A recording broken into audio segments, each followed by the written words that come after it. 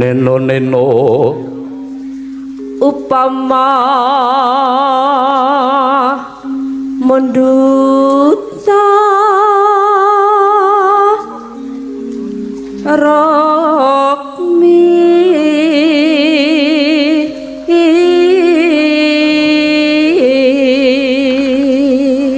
bener mboten to Pak? Nggih leres nggih.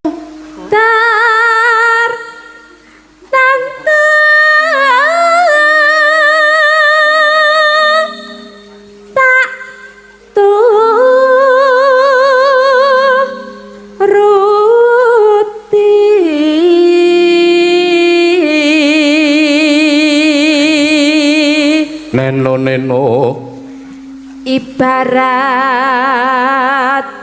wong numpak perahu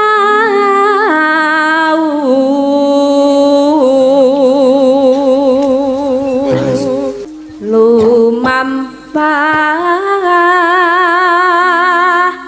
tanpa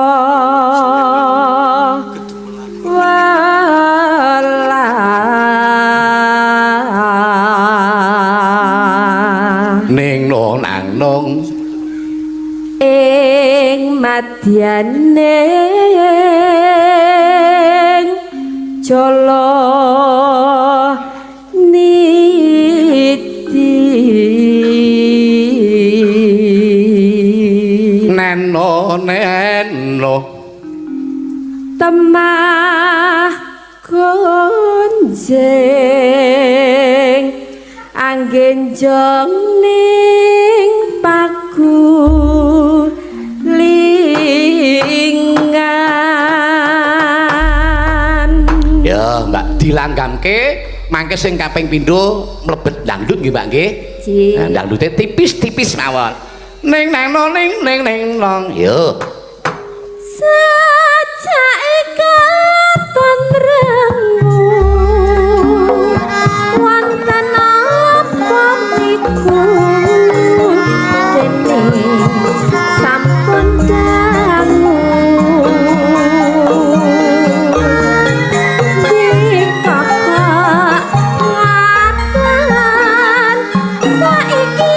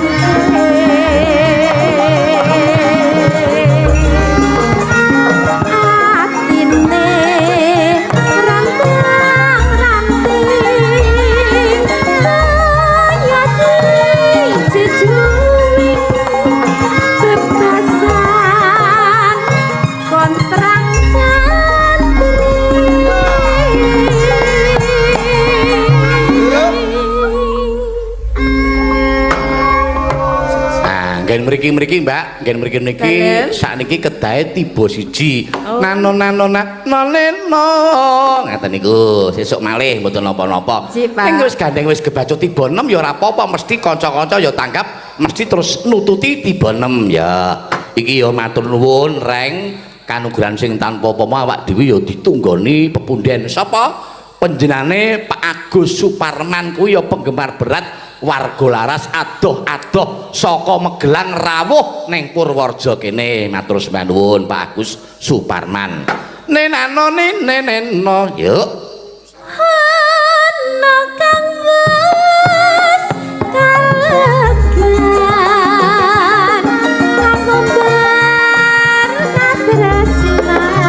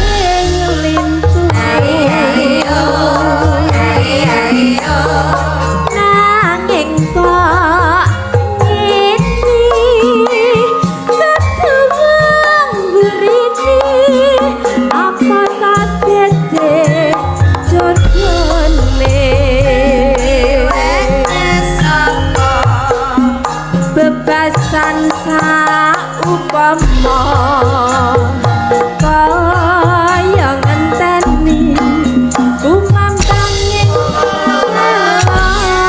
langit atine rentang-ranting kaya dijejuing aneng tansah kontrang